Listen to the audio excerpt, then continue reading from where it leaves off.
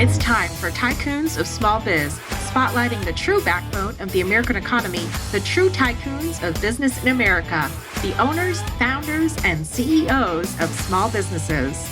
The show's hosts, Austin Peterson and Landon Nance, are registered representatives of Lincoln Financial Advisors Corporation, a broker-dealer, member SIPC, and registered investment advisor. The views expressed by your hosts, Austin and Landon, are not necessarily the views of Lincoln Financial Advisors.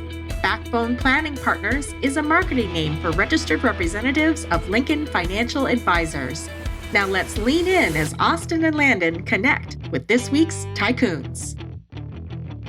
Good afternoon, Tycoons, and welcome to today's episode of Tycoons of Small Biz. I am your host here, as always, Austin Peterson, coming to you live from our studio, the Business RadioX studios here in Tempe, Arizona. And if this is the first time that you're listening to our fledgling podcast, we are on episode 102, so it's not like we just started this thing. We're excited to, obviously invite a new business owner every single week into our studio and have a conversation with them. This podcast is put together by small business owners for small business owners. And the intent and the reason that my partner and I, Landon, and I started this podcast, and we've added other partners since, is because we believe in the small business community. We believe that it truly is the backbone of the American economy, and we want them to have an opportunity or a platform to share their story and tell a little bit about their business. And that's why we've started this program, and we've had it going almost for 2 years now. And we are excited, obviously, to have a true tycoon in the podcast with us today, or in studio with us today. We've got Michael Peterson of MikePeterson.com in the studio with us today, not to be confused with my father, Michael Peterson. This is somebody who's much closer to my age than my own father. So, Mike, welcome to the studio. Awesome. Thank you so much for having me. It was kind of cool. When I plugged in your directions, I was 11 minutes away. So my home is 11 minutes that way. Yeah, no, that's pretty sweet. That's even closer than my home to this studio. So that's great. We love this studio. Actually, we've been recording here, like I said, almost 2 years now. May 5th, Cinco de Mayo 2020 is when we recorded the first episode. And, the studio hasn't changed a whole lot, but some of the technology has. And so, for those who are watching this on YouTube, we've got better technology than we've had over the years. We've got better cameras, more cameras in the room. I don't know if that's a good thing or a bad thing that there's more of me on video, but, for guys like Mike who take obviously very good care of themselves, the women, of course, are going to be happy to be watching this podcast. So, Mike, before we jump into the business side of things, tell us a little bit about you personally. Where'd you grow up? What'd you study in school? Did you go to school? Do you have a family? Any kids? Well, I'm from a very small town in Oregon called Newburgh. It's actually got the second biggest dental equipment company in the world, which my mom worked there for 30 years, and she passed away about 3 years ago. But so I'm from a little tiny town. Really, my entrepreneurial journey started at age 10. A lot of people say that, but mine truly did. I was pushing lawnmowers around my neighborhood at 10 on the weekends and charging $5 a yard. And I get about 2 or 3 yards every Saturday. And when I look back on it now, I think, wait a minute.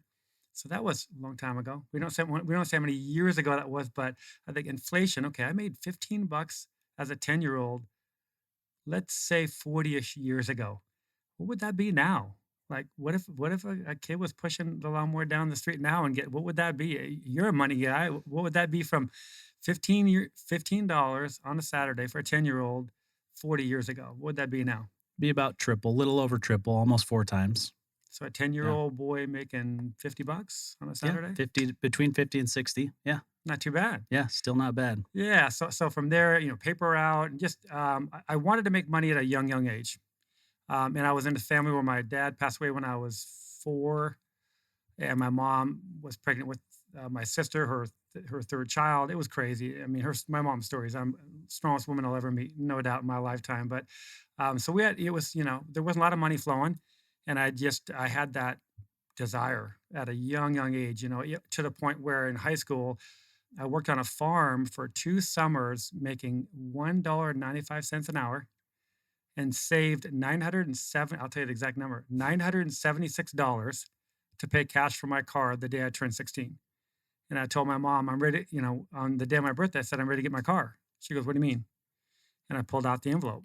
I go, well, I got $976 here. Let's go get the car. And I bought a car. So, and then just, it goes on and on from there. And state champion track athlete and took sports to a really, really high level. Division 1 javelin thrower at Oregon State. Then almost made the Olympic Games for Canada and the decathlon after college. And then from there, a little fitness modeling, some infomercials for fitness. That was kind of fun. Then I got into private fitness training. That was my business for a while. That I trained male CEOs in their homes. Hmm. They would be your ideal client, but that was a long time ago. Yeah. Well, or maybe I would be your ideal client. No, it was really neat because these guys were one guy had just sold his company for $75 million, and I'm driving out to his $5 million home, and I was this young, fitness model, cocky probably a little bit, and I knock on that door, and I didn't blink at those guys, and they loved it. Yeah. They loved it. I didn't bow down to them, and I said, "You need me more than I need you." And I was charging a lot of money to these guys. And then from there, I launched the world's first golf fitness membership website back in 2001. So I met a gentleman who had the first online fitness membership site. Now there's a million of them. Yeah. He had the first. He was 23 years old back then, and he was doing 2.7 million a year revenue at 23. Yeah. And I met him, and he said, "Well, what are your passions?" I said, "Fitness and golf." He goes, "Well, there you go." And so I launched it and took it to 7 figures in just over 2 years by myself. So that was, I was doing content marketing, video marketing, lead generation. It was crazy. I built a website that was ranked #1 in the world for, like, if you typed in golf tips, golf training, golf fitness, it was ranked #1 in the world. So that built up all my chops for digital marketing, right? Because I was in the trenches doing it. Yeah. And then in '08, the market crashed and that business crashed because most of my customers were the semi-retired to retired guys who saw their retirements get Cut in half. Yeah. Exactly. So sales plummeted. I had 2 young kids and an at-home wife at the time.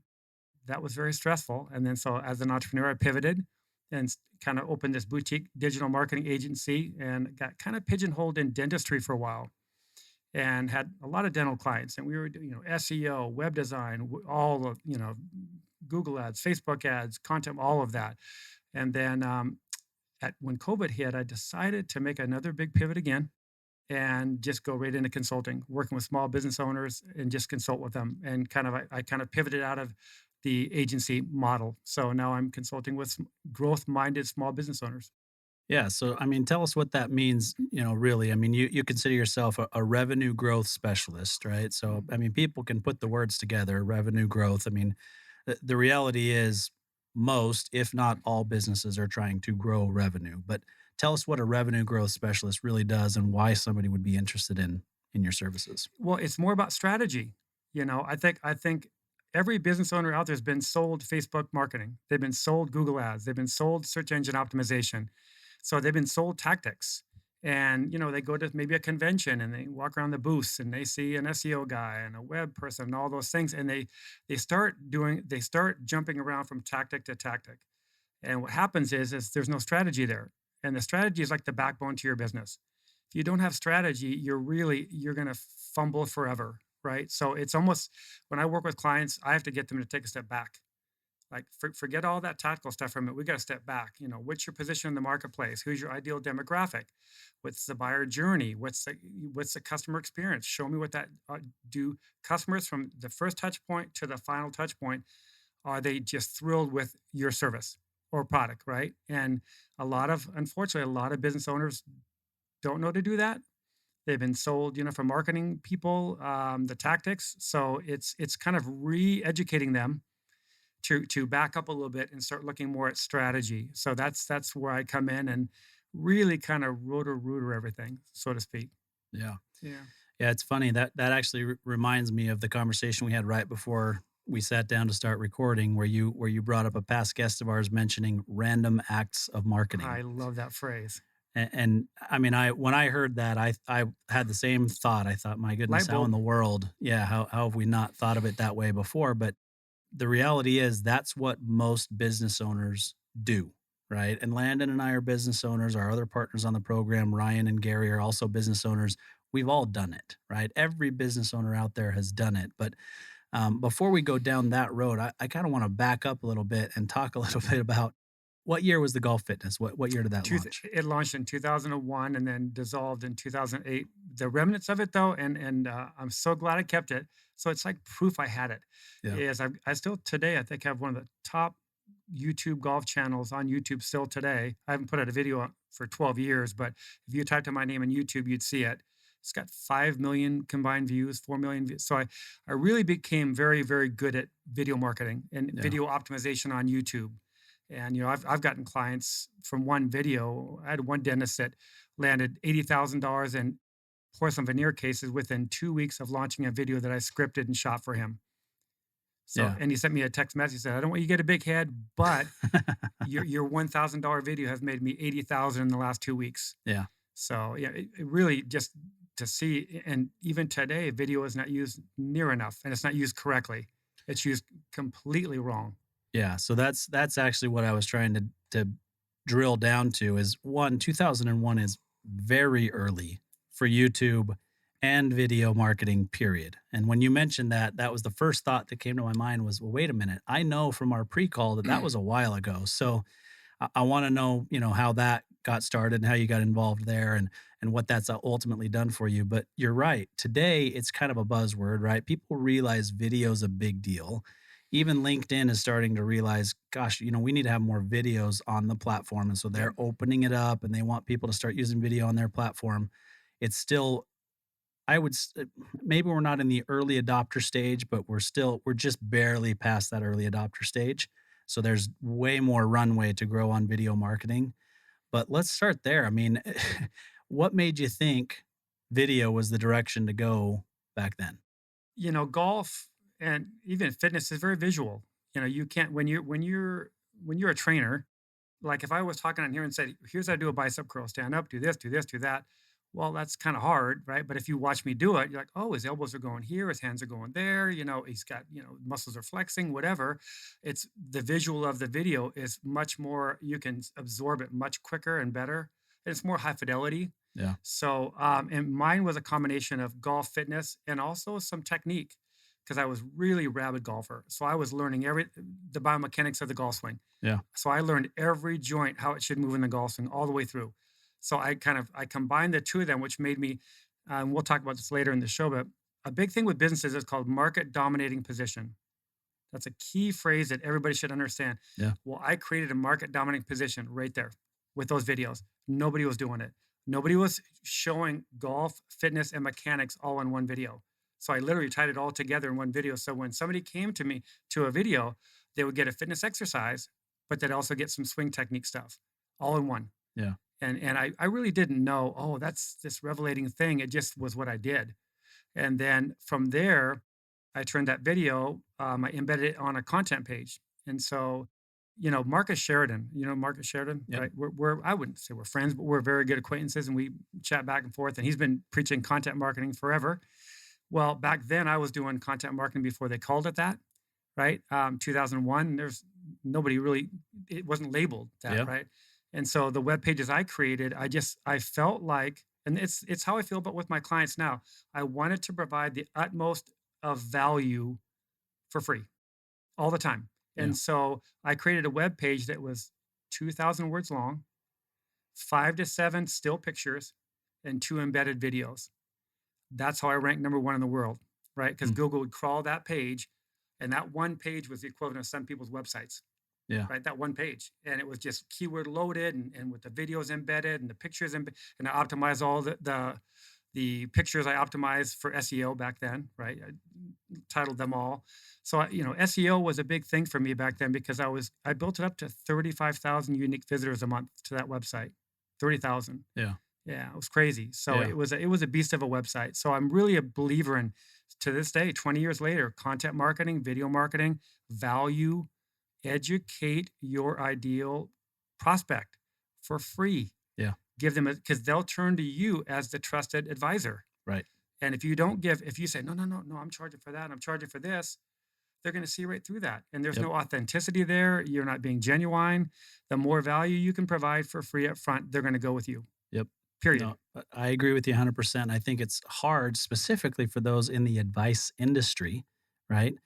to feel that it's okay to give away some of the advice that people pay me for, right? I'm in the advice industry to give it away for free, but you're absolutely correct, right? I mean, you give away basic information for free, then when they know that they need something more complex, they come to you as that person that they're seeking advice from. Well, and here's the thing, and I don't know if you experience this, but studies show only 1 to 3% are ready to buy now. That's study. You can Google that, right? So Yeah. that's 97% that if they came to a website, let's say, and they left, they're gone forever, Yep. right? Well, you need to capture them and then you need to take them along the buyer's journey, right? And that buyer's journey starts at step 1, 2, 3, 4, purchase, right? And each one of those phases is different pieces of content that's value laden, right? So Yep. it's like, and then so you have to really break down the buyer persona to a point of like what's going on in their mind. They hit the website, right? They're maybe looking around for something. They leave the website. Well, you need to understand what was going on in their brain. And it's not, you're not reading their mind because you go out and interview people. You interview your customers. What made you decide to go with us? Right. Yep. So when you do that, you become very powerful in your industry. No, I agree. And there are a few people that are starting to figure it out. I think, you know, Landon and I do a fairly good job because of the podcast. We've been doing this for a while and we put some other videos out. We're actually, you know, for those of you who are sitting there waiting, thinking, when is Austin going to put another video out? It's coming. We just kind of finished our brand strategy and we're getting ready to roll out, you know, quite a bit more in terms of video and blogs. You need some help? You know, Let me know. yeah, no, More than happy to. we will more than likely have that conversation. Yeah. Literally, this was yesterday where we kind of got the deliverables on our brand strategy and you know, where do we go from here and what do we do from here. But it's something that is top of mind for me, something that I know that we've got a successful business. I would say, you know, we're here, but this is something that can take us here if we do it the right way, right? And so it's definitely something that I would consider us late early adopters, but we're now figuring out, okay, how do we really capitalize on this and what do we do to help grow our business from here? Well, I would assume in I've got a couple of business partners that are in the financial industry, and I've helped them a little bit, and I know all about the compliance and all that stuff, right? Yep. It's just like wow, Yep. like, but at the same time, you can still get creative with the words you put on your website Yep. in your marketing pieces, and make them more emotional. People, we all know this, and but I have to say this over and over and over again. Everybody makes decisions based on emotions. Yep. So you state the problem. What's their biggest problem? And that's front and center. Whether that's a marketing piece that's on your website, whatever it is. What's their biggest problem? You provide some education, some value, saying you can solve this problem, right? And they choose you. Yep. It's just a very simple equation, right? But I would say 90% of businesses of all sizes are failing. Yeah. They're failing and they're spending so much money on marketing that they don't have to spend. If they tighten their message and got everything more dialed in, and again, let's go back to strategy for a minute. If they had their strategy correct, they wouldn't have to spend 20,000 a month on Facebook ads, 30,000 a month on Google, right? They're spending Yep. all this money and they don't own those platforms. Yep. You don't own those platforms, right? Yeah. So you're spending all that money, giving it to somebody else, making them richer. Well, so in the moment, you're getting that lead. But what's that doing in the end for you, right? Yep. As opposed to if you build out your own platform with value, and I call it like my golf site. That was an authority website, authority, right? Like Google, when they crawled it, they were like, this is number one. Yep. And the reason why, the content I added on a regular basis. So they were saying Google was seeing consistent content. I was embedding YouTube videos, which Google owns YouTube. Yep. So they kind of like that, seeing that code in there, Yeah, right? of That's course. no SEO will tell you that gives you a bump. It has to. Come Yeah. on. Yep. Come on. I mean, Google would never say that, but it probably does. But so I know in the financial industry, you can get creative with your words, Yep. and you can do it within a compliant standpoint. And most financial websites are horrible. Yep. They are horrible. They're just so stone cold, no personality, no brand, no nothing. Yep. So if you guys with your new brand thing, I don't know what it looks like, but hopefully you crushed it with your new brand. So I'm excited to see it. Yeah, I think we're going to get there, and you know, we know that our website isn't great. We know that we believe that our website is better than a very large percentage of financial professionals' websites, but it's still not great.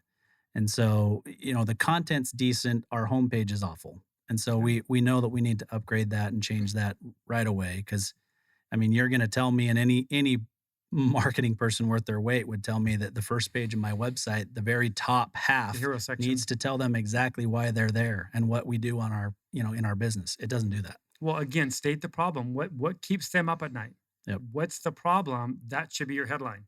Yep. It's not. A lot of times people get a little bit mixed up. They'll say benefit, benefit, benefit, right? Yep. And that's fine. It's better than feature. A benefit's better than a feature. But Yep. what's even better than a benefit? Emotion. Yep. So emotion is like, so your ideal client, what keeps them up at night? That's your headline. Yeah. Right there. And then the sub headline is the engage part. That's the solution. And it doesn't say choose us. It's more of a benefit laden kind of not even a sell. It's just more of a value laden statement that positions you guys as the solution without saying you're the solution. Yeah. Because you don't want to be selling. Yep. You want to be providing value. So, yep. Anyways.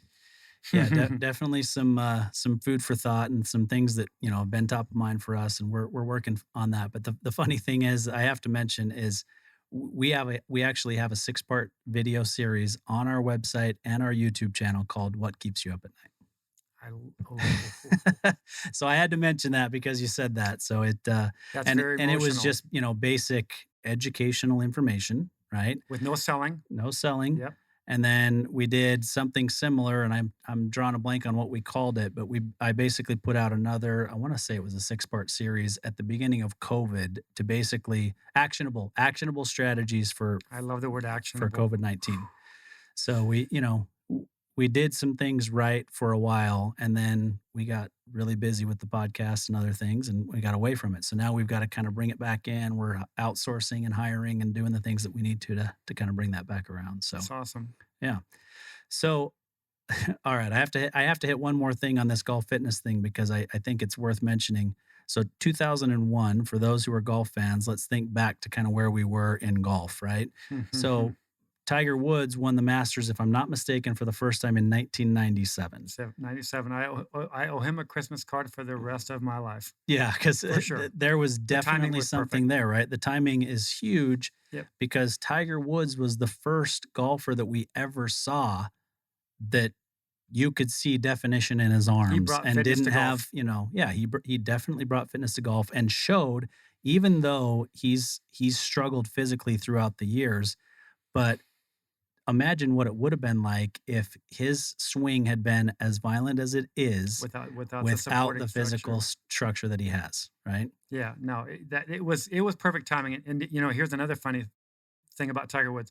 His third U.S. amateur win was 10 minutes from the house I lived in Pumpkin Ridge, Oregon. The Pumpkin Ridge Golf Club was where, and I went and watched all 4 rounds. And my then wife, and she'll say this to this day, I came back every day going, this Tiger Woods, watch this guy. It was before he's pro, right? It was his third U.S. amateur, but I had never seen anything like this. I mean, I got goosebumps. I stood behind him on every shot. Yeah. And he was skinny back then. He hadn't lifted. Right. He was probably 6'1", 160, 155. Yeah. And what he did on the golf course, even back then, every day I came back to him and I said, watch this guy. This guy is wow. Yeah. So there's another little trivia with Tiger. As I was there for a third U.S. amateur win. It was very cool. Yeah. Yeah. He's something else. I mean, I remember the first time I saw him in person was at the Memorial Tournament outside of Columbus, Ohio. And it's Jack Nicklaus's tournament. And he was starting to kind of make that charge where people were like, gosh, he's going to break the record and he's going to have more wins. He's going to do this, more majors, all that kind of stuff. But I remember distinctly standing at the ropes of a tee box. With Tiger, you have to go ahead like 2 or 3 holes to be able to even get close, right? And so we went ahead a couple of holes, and I just stood there at the rope waiting for him to show up at the tee box and thinking to myself, man, that guy is just ripped. Like you're not used to seeing that. And he's wearing a polo shirt, and you can kind of start to see the 6-pack underneath there and his arms. And it was so abnormal for a golfer to see it. And he was this towering guy playing a sport that was known for not having to be really, really super in shape. It was his athleticism too, though. I mean, you could just see it. I mean, this guy, a lot of times in years, like when I was in high school, the golfers were what? Not the real athletic guys, right? Yeah, they right. weren't, right? It made fun of, skinny guys, whatever. Tiger comes along.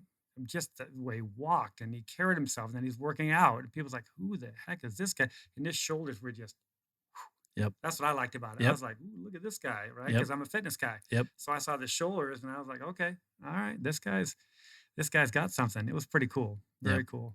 Yeah. No, fun to watch. And he is responsible for the guys that are out there playing today. I mean, there's no Oh, doubt about it. All these guys, prize money. oh yeah, no, He- there's no doubt about it. But yeah. I mean, I even think of, so I've got a son who's 22 Oh, nice. and he played golf all through high school, also played baseball. He was an athletic kid, played every sport growing up except for soccer. That lasted a few games and he's like, Did this he isn't for track? me. Track too? He did not. Okay, No. okay, So okay. sorry, I should have. Because I'm saying I'm gonna lick my Yeah. chops if you say track. Because we'll be talking track the rest of this time. Yeah, I should have been careful about that because I discount track as one of those Oh, be careful now. Be careful. one of the big sports. I apologize, but it's no. definitely an Olympic sport, and you've got to be athletic. But yeah, no, he baseball, football, basketball, and then golf, where he grew up playing all of them and was a good athlete at all of them. But baseball, he liked it because of this, and golf the same thing. But he also struggled with golf because of this, So right? much mental. It's so much mental. Yeah, Oh, the moment you make a mistake is where he had the problem of not being able to move on to the next shot, right? mm. You think of Kobe Bryant, you think of Tiger Woods, you think of LeBron James, you think of Steph Curry, these guys who can miss 7 shots in a row in basketball and still believe that they will make the next shot, right? And that's the same thing as in golf, right? I mean, you have an errant tee shot, you've got to believe that you're going to be on the green with that next shot no matter how far off the fairway you are. And It's so true. that's what he's got in spades compared to everybody else in addition to the physical talent. All right, so we've gotten kind of way off track here. So let's kind of bring it back to what you do on a daily basis. So maybe actually, you know what? Before we do that, let's take a quick break. Hear a word from for our audience, call to action for our audience, and then we'll come back and talk about kind of an ideal client for you. Hey there, Tycoons. Austin Peterson here, co-host of Tycoons of Small Biz. If you think you have what it takes to be considered a tycoon and you're wondering how you could become a featured guest, please follow and then message us at Tycoons of Small Biz on LinkedIn. We'd love to have a conversation with you to see if it is a mutually good fit, and if so, we'll get you scheduled for an interview. If you're unsure about being a guest on our podcast, but are contemplating selling your business over the next few years and you'd like to know what your business is worth, please also follow us and then message us on LinkedIn for your no obligation, informal valuation of your business. We look forward to hearing from you, and thanks for listening to the Tycoons of Small Biz podcast. And now, back to today's program. All right, Tycoons, welcome back. We're here with Mike Peterson, and we've been kind of all over the board today. We've talked about a lot of different topics, which are very interesting because, Mike, your background is very interesting. And it's kind of led you to where you are today, which, I think is phenomenal to think about somebody who was doing video marketing in the year 2001. And you've still got people who don't understand that that's a big thing today is phenomenal in and of itself. So I appreciate you, working with me as we kind of worked through that and talked through that. So let's get to where we are today. So the consulting that you're doing today, tell us kind of what that looks like, right? I mean, you've got a business. So, I mean, you can use our business if you want as an example, or use a client without obviously sharing names, I would assume, that you have. What does the engagement typically look like? What do you see that is their pain point, and why exactly is it that they're hiring you? Yeah, I typically work on a 12-month engagement with clients because, a lot of times you can't turn things around in a month or two. This is not how it works. Again, I don't lock any client into a contract because I don't like the feeling of that. So they can leave whenever they want, but I want to set the expectation like, hey, when we work together, it's 12 months. And that 12-month looks it's very laid out. You can visually see it. I use software that's just really incredible software. And that software can lay out all the strategies that we decide on for 12 months. And it's basically about one strategy per month. And I basically oversee the implementation of it. I don't do the implementation, I oversee it. So I hate the word coach because go on LinkedIn, everybody's a coach. Yeah. And I'm an athlete, right? So Yeah. I should like the word coach, but I don't like that everybody and their dog says they're a coach now. Yeah. But in a way, that's what it is, advisor, coach, consultant. And a big part of it is business owners, they wear a lot of hats depending on the size of the company. right? And so they're overwhelmed, and a lot of them feel alone. I mean, really. And a lot of times I'll work with men, and we're taught to suck it up, suck it up, and just deal with it, and Yep. and then you talk about suicide rates and all, you get crazy numbers, right? So it's very, very tough when I talk to some of these CEOs and business owners, because there's a lot of stress. I can see it the minute we talk on the phone, and then the minute we do a Zoom call, I can see it in their face. And then I want to find out the reason why you're doing all this. What's the reason behind all this?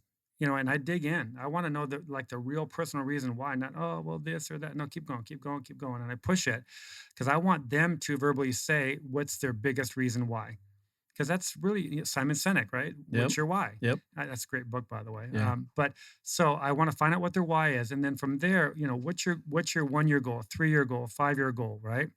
And a lot of them don't even look that far. They're in survival mode, or they're just month to month to month, barely paying payroll, and trying to support their families, or both spouses are working in the business, 50 hours, 60 hours a week. So you got to find out what's your goal. Is it an exit? Is it you're in growth mode or in startup mode? So each one of those takes a different approach, obviously, right? Yep. Pretty standard there. But and then from there, I do kind of an audit of what does your buyer journey look like? What's your buyer persona look like? What's your customer experience look like? Because those three right there, those three are the key to the kingdom. Yep. If you don't know your buyer, and you don't know the journey of that buyer, and the customer experience hasn't really been thought out from touch point one to completed, whatever it is, right? Those three things are the key to the kingdom. And I think a lot of companies overlook it. They overlook it. They'll get a marketing person coming in. They might get a CMO come in and whatever, but they don't really dig in deep to those three things: buyer persona, buyer journey, customer experience, those three things. Because if you know those, you can wrap all your marketing messages around that. You can come up with your market dominating position from that. Yep. So know your customer. And that's when I say know your customer, there's a gentleman. Do you know Jay Abraham? Or do you know the name Jay Abraham? Because I know the name. I'm just not placing. Are we the same age? Or I think I'm probably a lot older than you. I was born in 1976. I'm a lot older than you. Okay. Well, you're still not as old as my dad, I'm guessing. Watch it now. But no, Jay Abraham. If you don't know that name, Google it and go buy his book. Okay. It's from 20, 30 years ago. And he's a guru. He's a guru. And he talks about the strategy of preeminence. Remember that. So hopefully somebody's taking notes here. Yeah. Go Google that, strategy of preeminence. It's know your customers better than they know themselves, right? Yep. And how do you do that? You interview them, you survey them, you gather as much information about them as you can, so that you literally know more than they know. Yep. And then when you know that, everything falls into place. Your marketing messages, how you position yourself in the marketplace, how do you differentiate? Once you do that, now you have kind of a stronghold on the market, whether it's a local market, regional, national, whatever it is. But when I go to a lot of websites, and I'll go to websites of big companies, you can tell they're wasting millions of dollars on marketing and advertising when they really didn't have to. If they had a clear message, right? And I think a lot of people, now the smaller businesses don't have millions, but even, $5,000 a month budget, $10,000, $20,000 a month budget for marketing and advertising for some of these businesses may seem to be like a lot, right? Yeah. And really, in theory, it's not. Well, 20 or 30 might be a fair bit. 5 or 10 shouldn't be too much for anybody, really. But when you think of that, you think, okay, well, what if we straightened all this mess out first? Don't spend another dime. Do not spend another dime on marketing and advertising. And all the marketing people listening to this are going to be like, well, wait a minute. But I firmly believe that. Yeah. Stop spending the money. Let's take a step back and get all the trash out, get the strategy set up. Then down the road, we can implement tactics, which is what a lot of the marketing is tactics, right? Yep. So you clean all the junk out. Once you clean the junk out, what do we got? Now, what do we have to work with? Then from there, you plot it out month to month to month. And that's kind of what I do. Yep. And I do it in a very, very, not a hand-holding way. We're all full-grown adults here.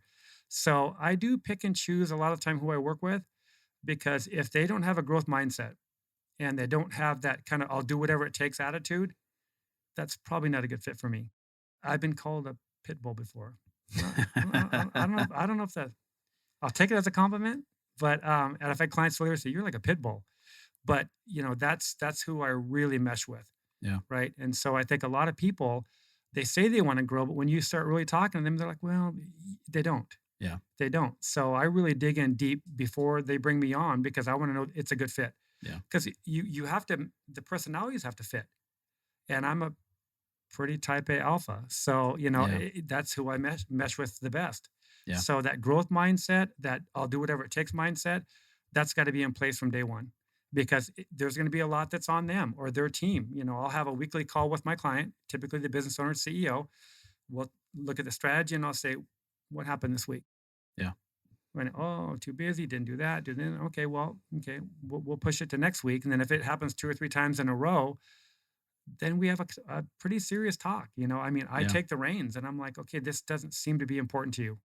And then I've walked away within a month of an engagement from clients. I've walked away Yeah. because I didn't see the effort. And I mean, I get it. Things happen. You're putting fires out all the time. You're wearing 20 or 30 hats. But if 2 or 3 weeks go by and you're in about the same spot as when we started, that's a problem. Yeah. Yeah. I- It's definitely a red flag, right? Because, you said they don't have that growth mindset or they don't really want to grow. And I would say that maybe they do really want to grow, but they're not willing to do what it What it, takes, there you right? go. And that's the big difference is I think every business owner wants to grow their business, but are they willing to do what it takes to actually make it happen, right? Right. And that's the thing is sometimes you got to take big risks, whether it's monetary or otherwise, to actually make that happen. I mean, it's the classic risk versus reward, right? I mean, my wife and I were watching a TV show last night where there was a woman buying a really nice apartment in LA, and she was talking to her boyfriend or husband about, I took the big risk, and the big reward's paying off, and I'm able to reap this reward, and it's true. Like, that's the thing is our country rewards taking risk. You can also go the other direction, right? I mean, if you make wrong decisions along the way, or you take that big risk and you maybe potentially got a big loss too, but you're not going to have that big reward if you're not willing to take that big risk. Yeah, back when I launched the golf site, we'll go back there again. My then wife, we're no longer married, but my then wife said, "This is risky. I don't know about this." And I said, "No, I got to do this. I got Yeah. to do this." And she now, even today, says, "I'm so glad you did that," Yeah. because I dove in. And again, you want to talk about do whatever it takes. Back in 2001, there was no WordPress, there was no smartphones, there was nothing. Yeah. I hired a videographer and we shot 225 exercise videos, 225. And it took me 6 months to upload them into this HTML website, this raw website. I worked probably 20 to 22 hours a day for about 6 months. Yeah. And my then wife was like, you're killing yourself. What are you doing? I got to get done. I got to get done. Got to get done. Got it done. And when I got it done and launched, within months, it was a six-figure business just because I had done all that work. I Yeah. followed my partner who had the membership site for fitness. He kind of guided me. So he takes credit, Chad, but I did all the work. And Yeah. that's kind of what I talk about with my clients. I'm there for you and I'm going to set strategy and I'm going to hold you accountable. But implementation's got to happen.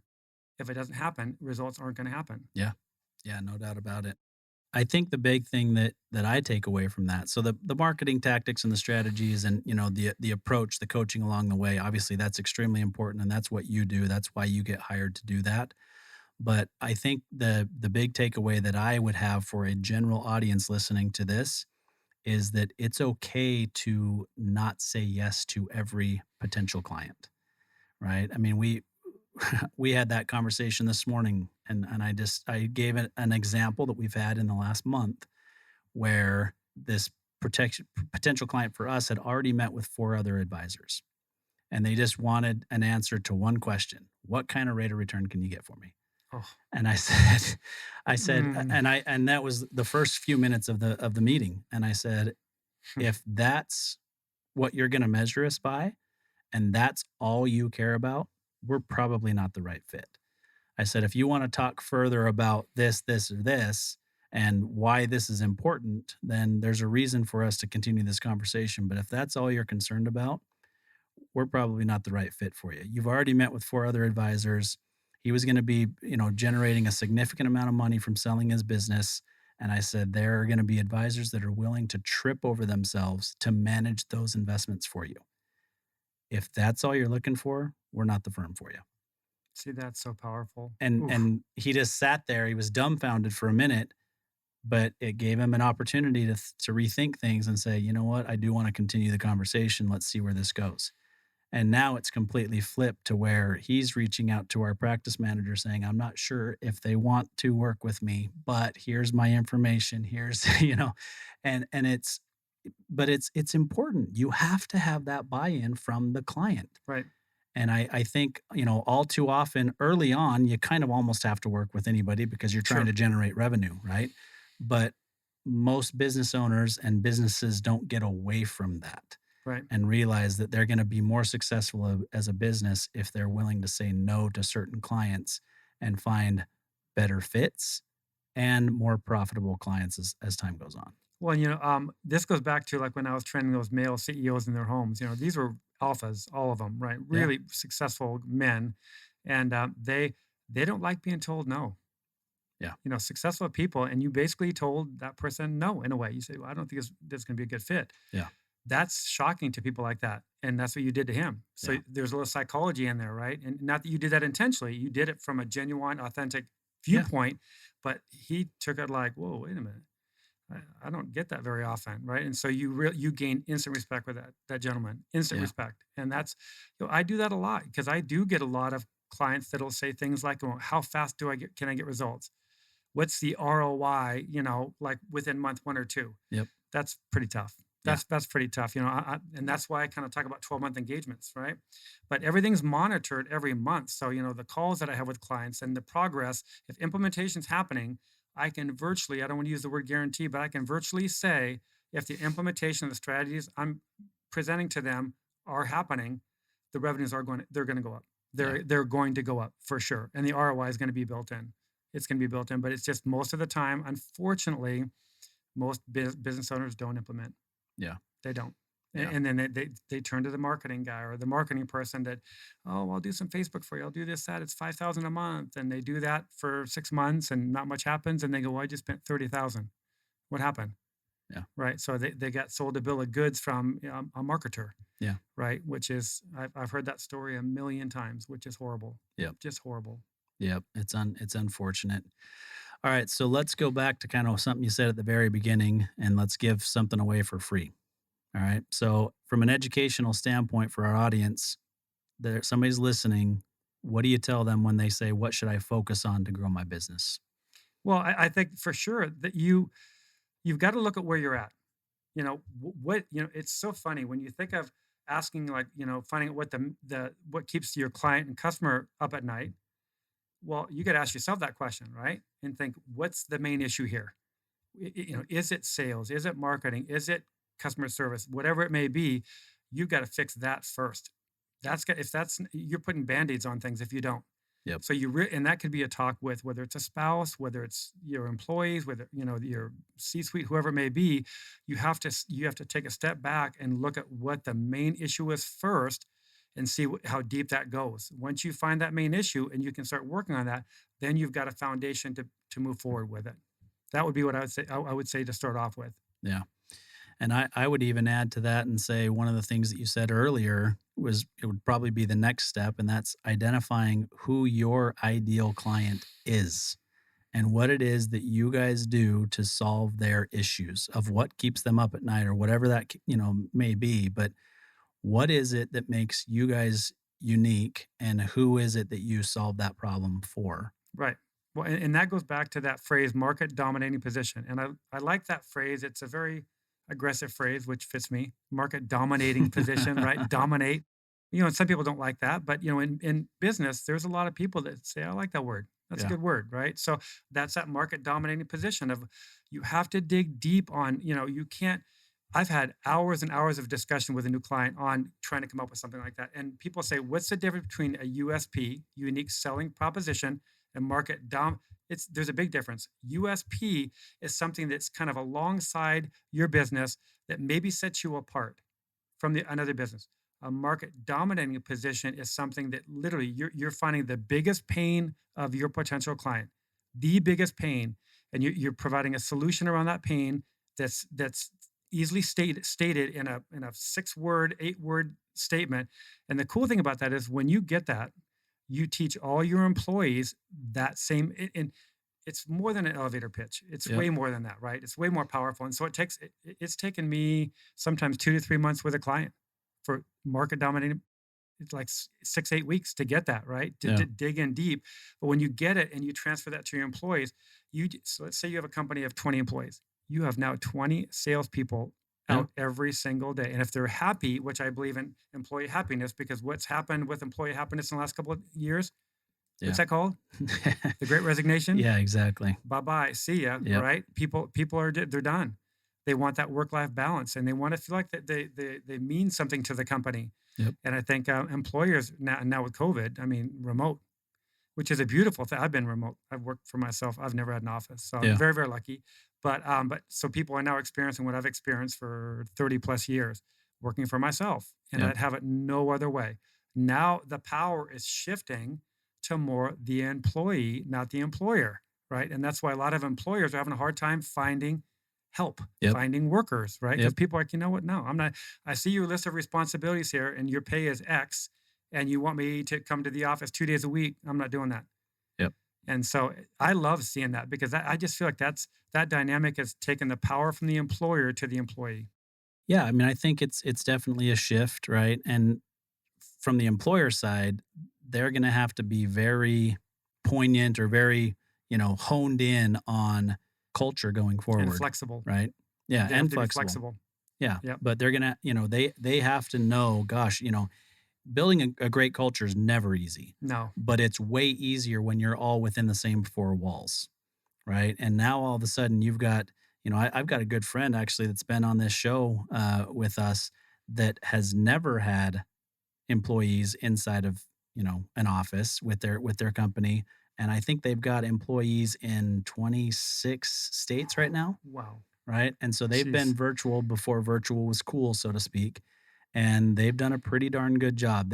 He'll tell you they could always do better, but they've done a pretty darn good job of building a great culture, even though the Spread employees out. are spread out all over the place. That's impressive. Yeah. That's good. So I mean, it's got to change. It's a difference. It's good. It's bad. There's I don't know exactly where we go from here. To be honest with you, I think that the virtual, or excuse me, the hybrid setup is here to stay, Oh, for sure. right? Yep. And I don't know if a lot of companies are going to stay 100% virtual, if they'll go to hybrid, or if they'll go all the way back. But definitely hybrid is here to stay for sure. I would agree with that. Yeah. All right. So last question for you here. Then we're wrapping up. We're coming up against the end of time. Dang it. Dang it. I want to I talk. know I want to talk it more. always runs out. But you talked about it earlier, and this is a trap that a lot of business owners kind of fall into, is they're looking for that immediate ROI, or they're looking for that immediate lead source, right? That comes from their marketing engine, if you will. So how do you get them past that frame of mind so that they really understand how to capture market share long term, Yeah. not just today, but long term? That's a great question. Well, I think number one, I don't want to sound like a smart bleep. Smart, what I'd say the full thing if I could, but I won't. But you have to ask yourself, how's it working so far? Right? Whatever the approach is, how's it working? Yeah. If it's not working too well, then you got to change it, right? So I mean, when you think of the ROI and you think of marketing tactics, and well, we're running Facebook ads, we're spending 10,000 a month, we got Google ads, we got all these things going. I mean, if it's not working, you have to change it. The definition of insanity is what? Keep doing the same thing over and over and over, expecting a different result. Yep. Well, you got to change it. So it's finding it's like what J. Abraham said, the strategy of preeminence. It's finding somebody that you can trust, that you can work together with. And again, it's not a pitch for me, but consultant or somebody that you've gotten to know, almost to the point where I was talking to one of my peers over in Australia, a really successful consultant, amazing guy, and he said that most of his clients that he's had for years, they go out for drinks once in a while. They've played golf together. They've done they've not become friends. They haven't crossed the line, but that the relationship is so strong that 10 consultants could come in and try to scoop that client up, and he'd They're say, not going go anywhere. away. Yep. So it really is finding somebody that really has an overall strategy in place that can really explain to the business owner, listen, what you're doing now isn't working. Here's why. Facebook ads, this, that, whatever that thing is, and come back to What's your market dominating position? Do you know your buyer persona? Do you know the buyer journey? Do you know the customer experience? It goes back to, I'm going to keep going back to that, because if you don't go back to that, you don't have a business, because you're not speaking to your ideal prospect and they're not having an experience. I always say this to a client too, which is, for every new client or customer you get for your business should turn into minimum one more, which is called a referral. Yep. So always, and think about that, that's doubling your revenue. Yep. That is doubling so if you do $1 million a year, theoretically, what should that be? Yep. $2 million a year. Yep. Like that. And that should be nothing, right? One referral from every happy customer or client, that's incredible, but it's nailing down the customer experience, which takes a little bit of time. And that's where those business owners go, no. Facebook, Google, whatever it may be. No, back up. And that's why I say the phrase, take a step back, look at the bigger picture, and then move forward again, right? And you do it strategically month after month after month. Yeah.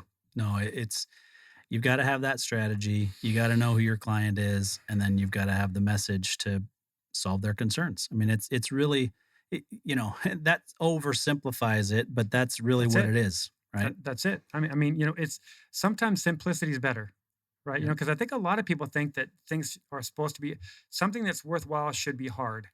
That's not necessarily the truth, right? I mean, some things are, like, fitness, for instance. I trained a client back in the day, that's not fun. They're going from sedentary lifestyle to all of a sudden I'm saying, I'm going to meet you 3 days a week, and here on the off days, you're going to do this, and you're going to eat like this. And they're like, oh my God, what? Yeah. But at the same point, it's how bad do you want it?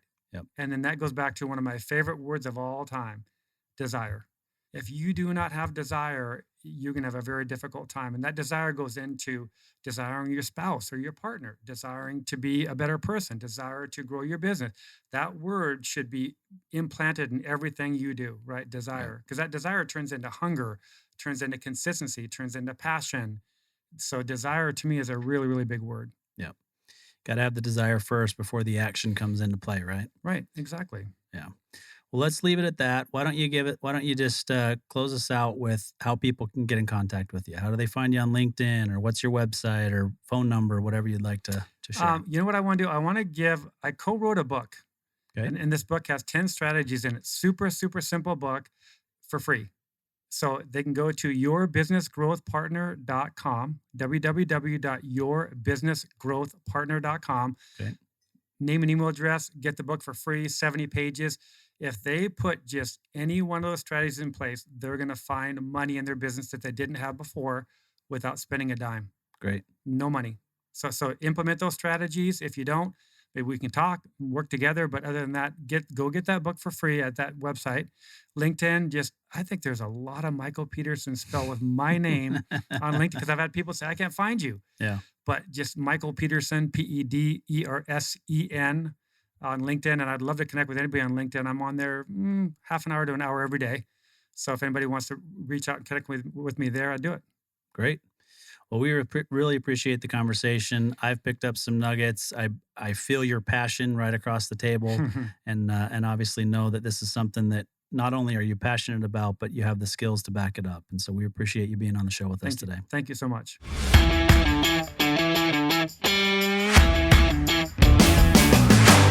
You've been listening to Tycoons of Small Biz, proudly hosted by Austin Peterson and Landon Mance. Austin and Landon are comprehensive financial planning professionals specializing in financial, estate, and succession planning for small business owners.